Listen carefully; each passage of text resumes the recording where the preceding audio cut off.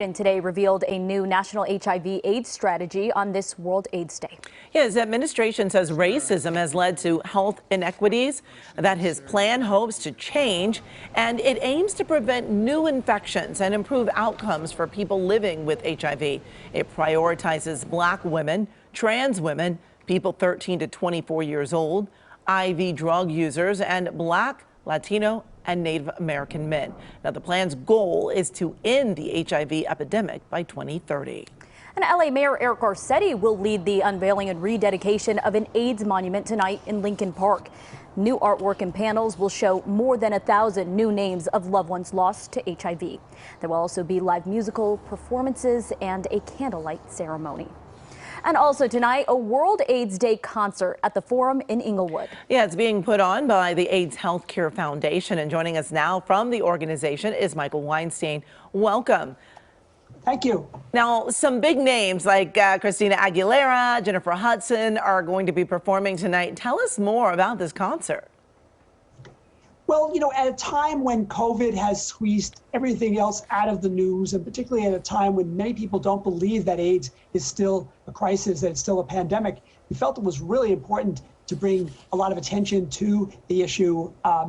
And it's an opportunity for us to bring together members of our board of directors, our senior staff, patients, and the like, and our community partners to both, you know, remember the people we've lost, you know, realize that we have a lot more work to do, but at the same time celebrate all the progress that's been made over the last 40 years. And Michael, let's talk about how these events, big scale events like this concert, which is sold out, will bring more awareness to the issue.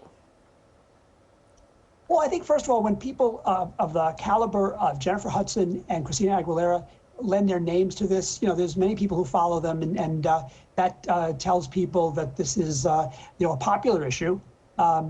But I think at the same time, just people want to come together again. I mean, we didn't have any of these kinds of activities last year because of the pandemic of COVID.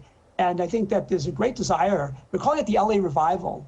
So, you know, it's more than just World AIDS Day. It's really coming together of community in order to celebrate our resilience. And but there's a lot of education that needs to be done, and some of it will be done tonight at the concert, but also hopefully we'll recruit some people to the cause and to help us advocate in the future.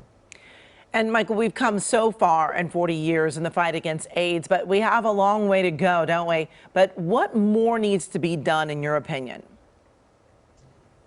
Well, first of all, I think we've gotten lax in prevention. I think that we need to step that up. I think that we have a huge rise in STDs in this country, and so we have to address that. At the same time, you know, we have these treatments that are so effective, one pill once a day, low side effects, and people can live a natural lifespan. But at the same time, almost half of all the people living with HIV in the United States are not in routine care. So they're not getting the benefits of these, you know, advances. And there's still a tremendous amount of stigma associated with being HIV positive, and people don't talk to their families about it. They don't want their coworkers at work to know, or their friends. And I think in that environment, where there's so much shame associated with it, you know, people are not going to be as diligent as they need to be in continuing to get the care that's required. And Michael, you were just talking about it, the stigma that still surrounds AIDS and HIV. How do we get past that as a society? Just more education, really? Well, I think it's a long-term issue about how we deal with sexuality. I mean, again, if you look at STDs as sort of the wages of sin rather than as a health care issue, then you're never going to devote the resources to it. I mean, one of the things we saw with COVID is that the public health system has really not been supported the way it needs to be. And STDs and HIV are a part of it. I mean, we need to build it into our schools. We need to build it, you know, into what we see on TV in terms of messages. I mean, people who have been around LA for a while, they know that AHF has lots of messages about sexual health and about getting tested. And we need more of that across the country and across the world. I mean, we realize that there are, you know, still 20 million people who are not on treatment worldwide. So just what we're seeing with COVID is like the same reason why it's so important to vaccinate the entire world. If we really want to end the epidemic, we have to get most people who are infected on treatment. And there's still a lot of people who are positive and don't know that they're HIV positive. So yeah, I mean, we can celebrate the progress. I mean, the fact that we are at a place where we've gone from a death sentence to people living long, healthy lives is something to be celebrated. But at the same time, we're not anywhere close to ending this as a worldwide pandemic. Definitely. Thank you so much, Michael Weinstein, for speaking to us on this World AIDS Day, and good luck with the show tonight. Sounds like a good lineup. Great. Thank you so much.